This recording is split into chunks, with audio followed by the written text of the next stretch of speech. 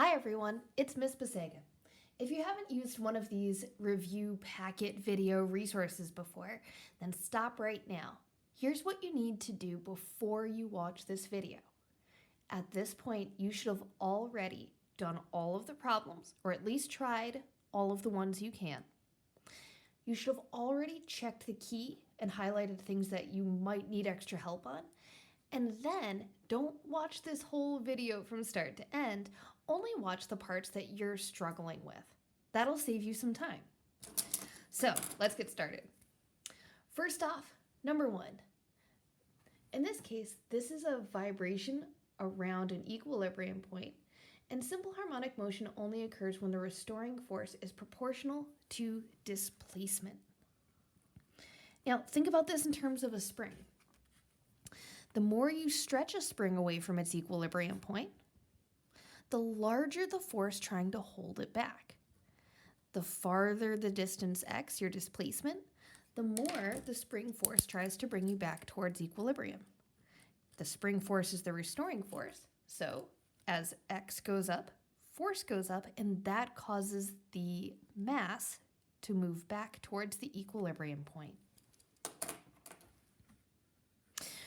For number 2, a mass spring system oscillates with simple harmonic motion because of its elastic potential energy. You could have also written spring energy here. That would also work. Because think that when it's in this position, it wants to go back towards equilibrium, at which point it will have the most kinetic energy possible. Now, number 3, be careful on this one, because it says the spring pendulum moves a total of 28 centimeters. So I'm going to draw this on this picture up here. So one complete cycle is one movement to the left plus one movement to the right. And the amplitude would be one measurement of the distance from equilibrium to max on either side. So notice I'm putting little marks here indicating congruence. So if my object started and I released it from rest here, boing, it would accelerate to the left, stop, and accelerate back. If this has to add up to 28 centimeters overall, this must have gone 14 to the left, then 14 to the right, making the amplitude 7 centimeters. Tricky, tricky. So now I have a longitudinal wave. A longitudinal wave has a series of compressions and rarefactions. So each stretched region, that's this section right here, must be some sort of rarefaction.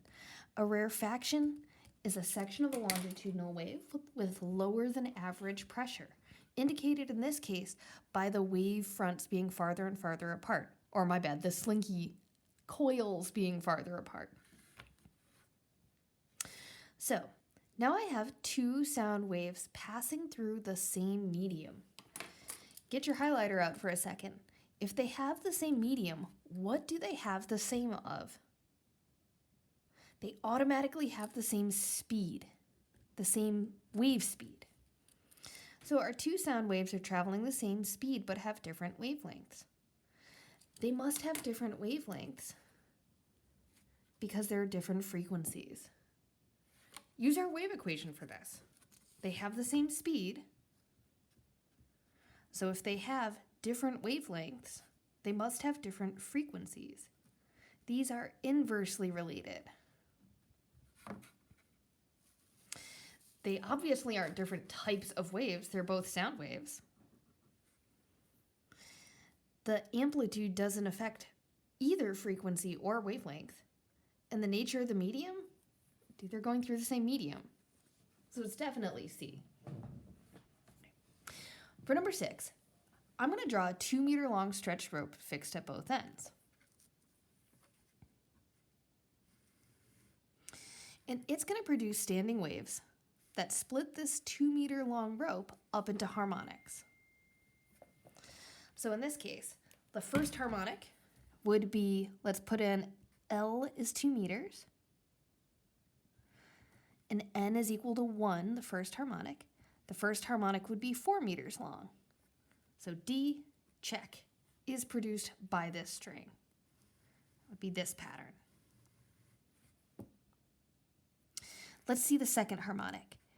2 times 2, the length of the string, over 2 for the second harmonic. Well, one possible harmonic is 2 meters long. That would be the second harmonic that looks like this.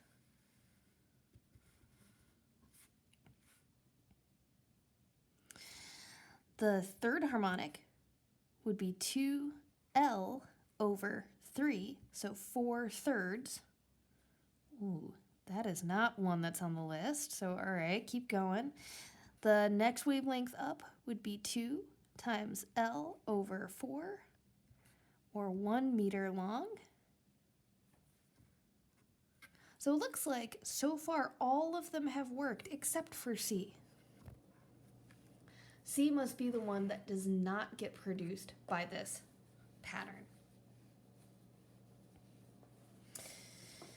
Okay, but we're going to keep drawing because number 7 is about the nodes and antinodes of the third harmonic, so I might as well keep to the same pattern.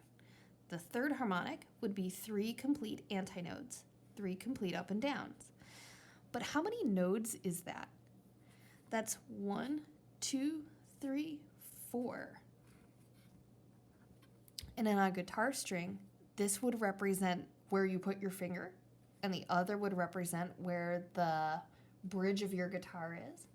And both of those form nodes because the string doesn't move in those locations. 8.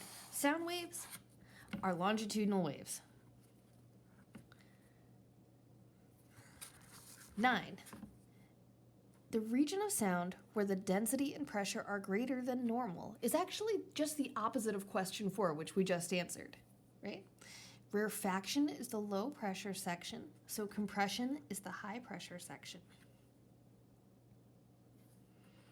On this picture, the density would be represented by having more coils per area than the rarefactions. Now, when you listen to a sound, we hear its note or its pitch, which is an example of how humans observe the frequency of sounds. Now, the amplitude is kind of proportional to loudness, and I put a little kind of here because it depends on human sensitivity. There are some frequencies we're more sensitive to than others, so we might hear 2 sounds of identical amplitude at different loudness if we're not sensitive to one. For instance, you could put a dog whistle as loud as you want, and I will never, ever hear it.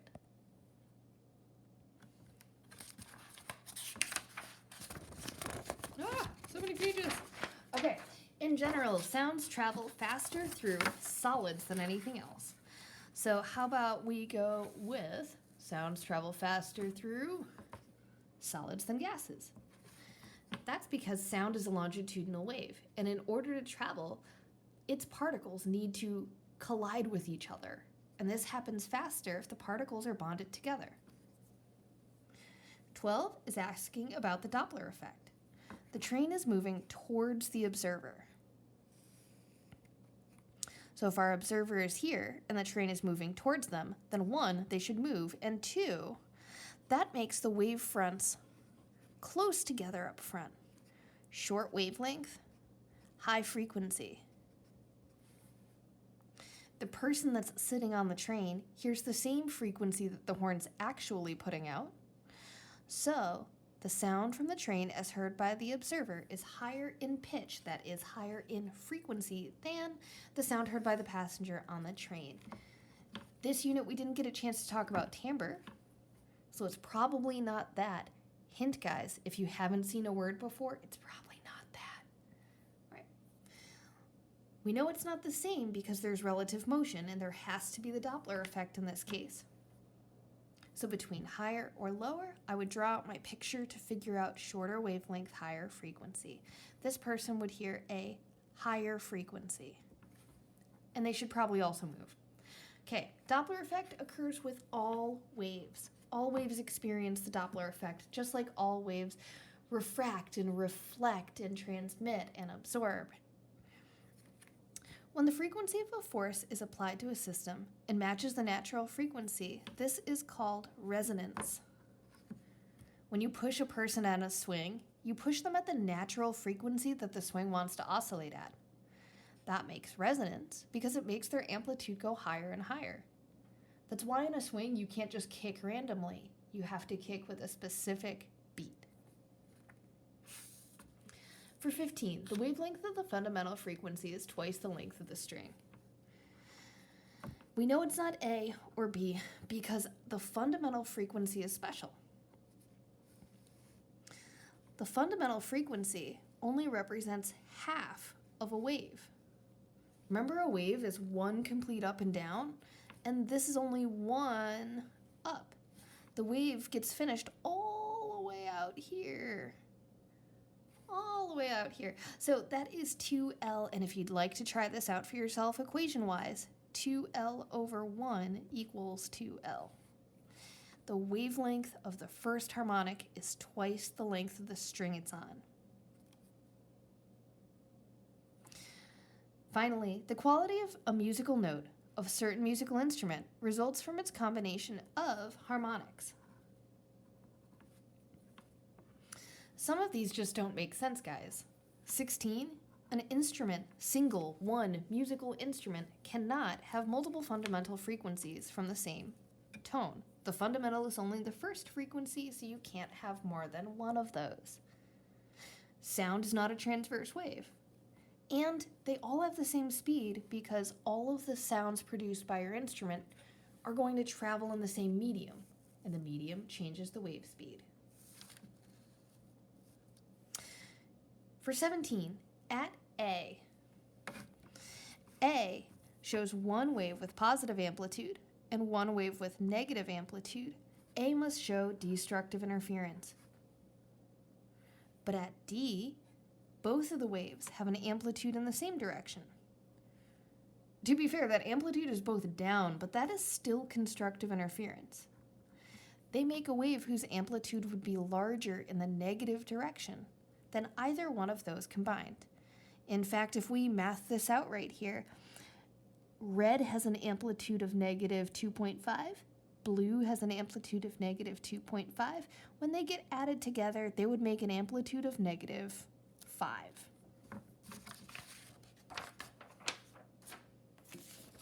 Number 19, spring pendulum. Whenever we see a picture and we recognize it as associated with an equation, we should probably just write the equation down.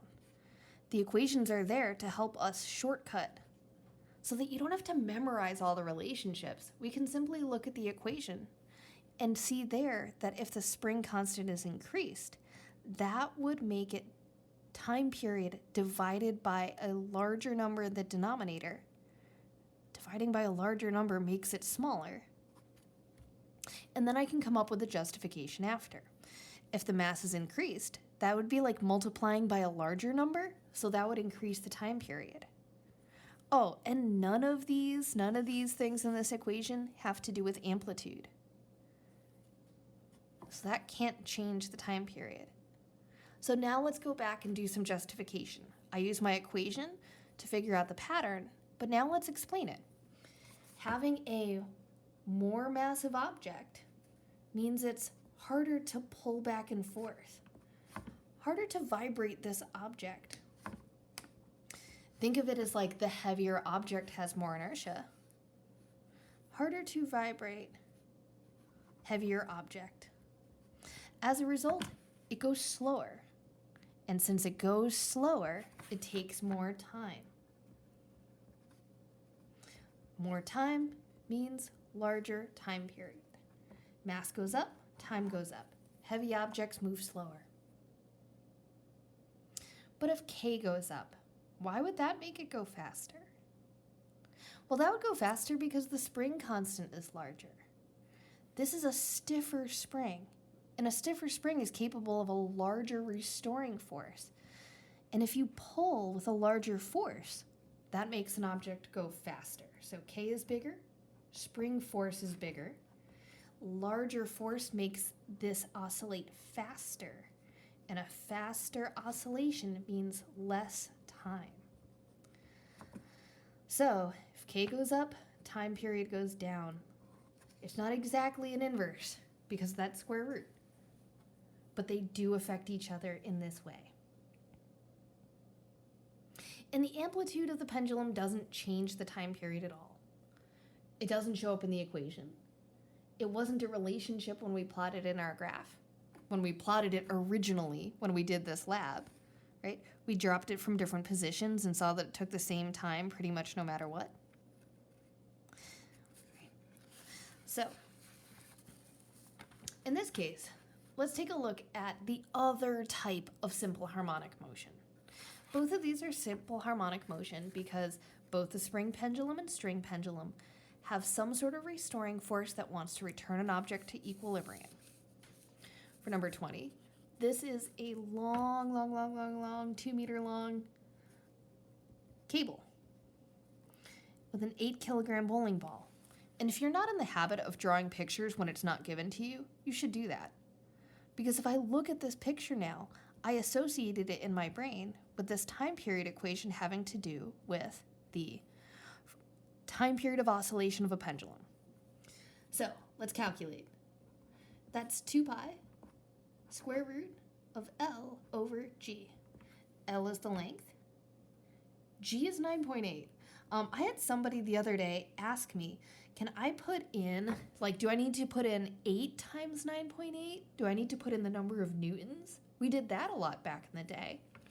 But the answer is no. G is your gravitational field, your regular, just straight 9.8 value. So this gives a time period of something like 2.84 seconds. Frequency is inversely related to time period.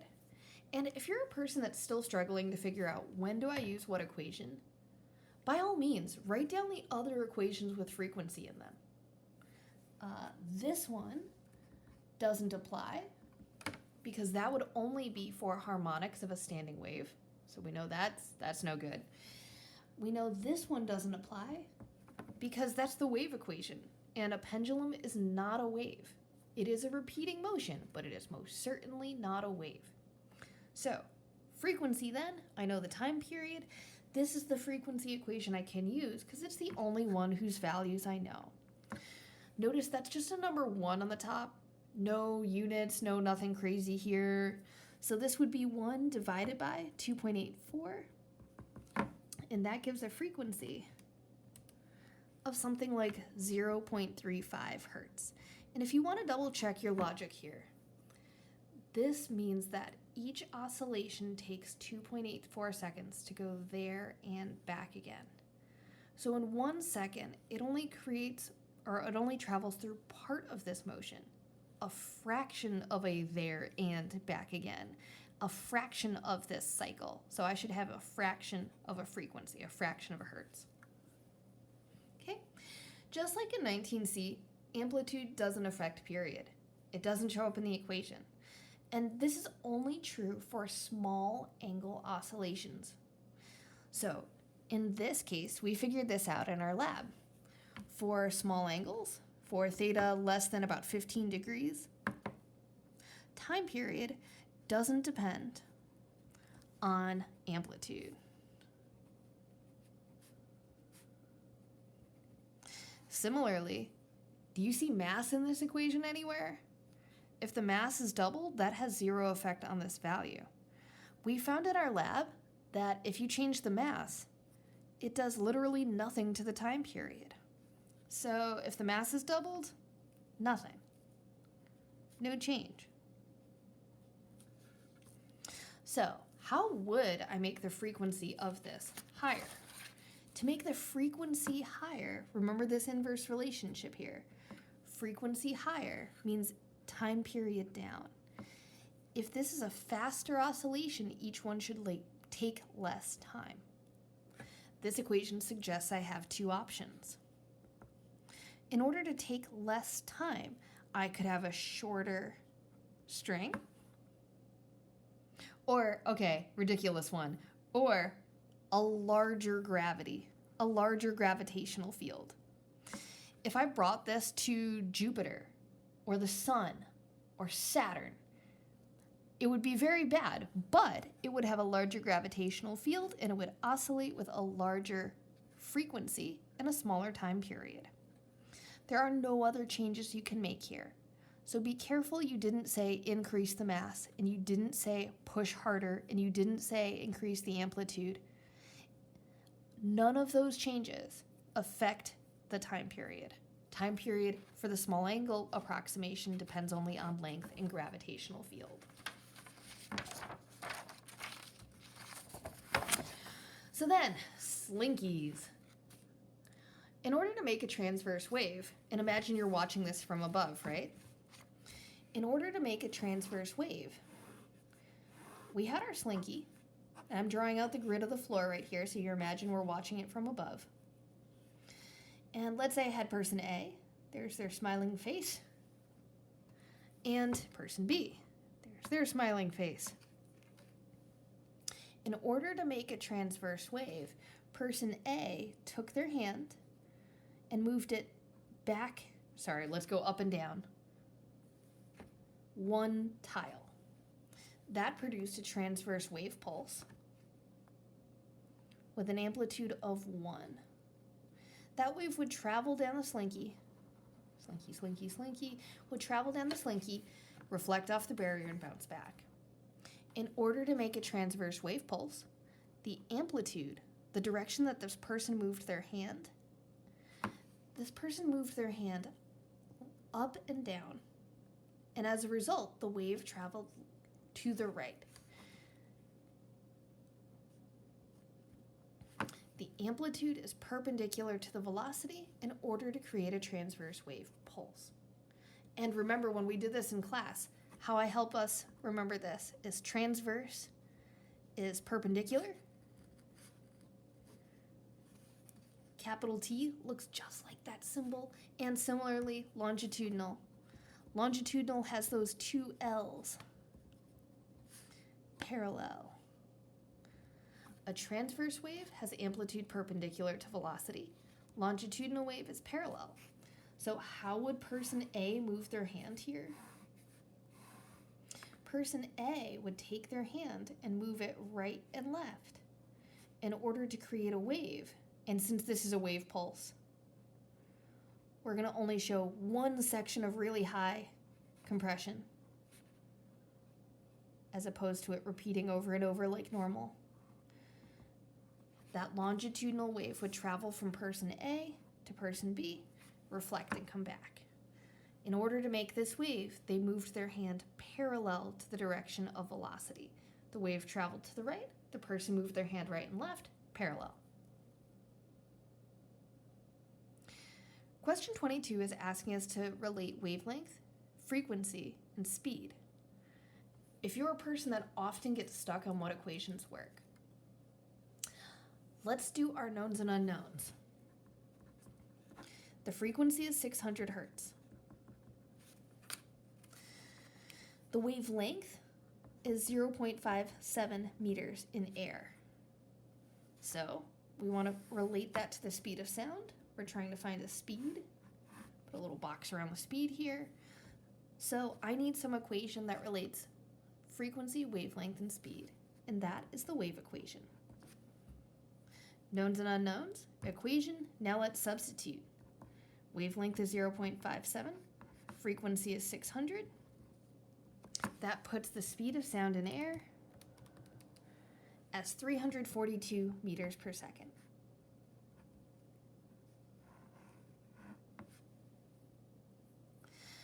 So the technicians now place this buoy in seawater where the speed of sound is faster than in air.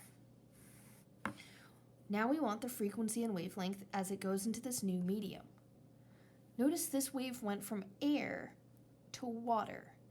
It's changing the medium, so it changes the speed.